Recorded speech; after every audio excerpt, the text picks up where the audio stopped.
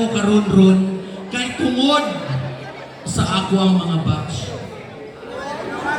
Puno na akong takaroon. Diri sa akong pikat batch, wala na sila ng hilabot, wala na sila ng panghinamuot.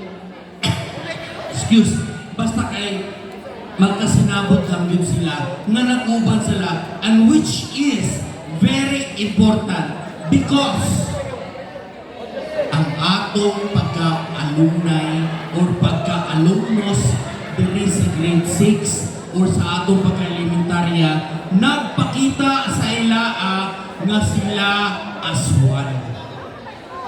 Diba? Oo, diba?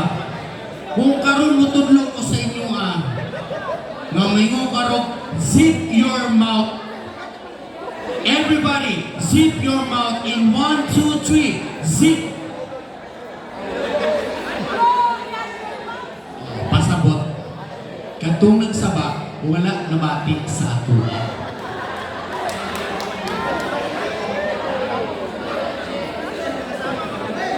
Which is means, wala nila gihatagan yung importansya kung asa kita nagkuminikan isip pagka-elementarya.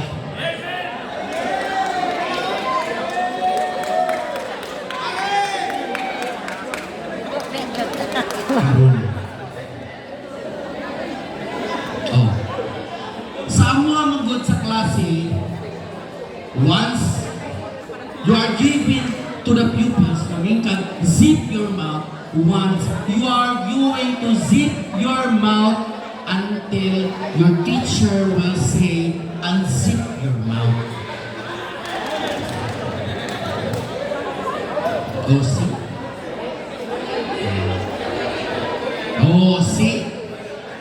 Diri na to makita kung unsa kalisod sa mga teacher nato na una o karon ang pagbadlong sa mga bata, ang pag-unzip sa mouth sa mga bata.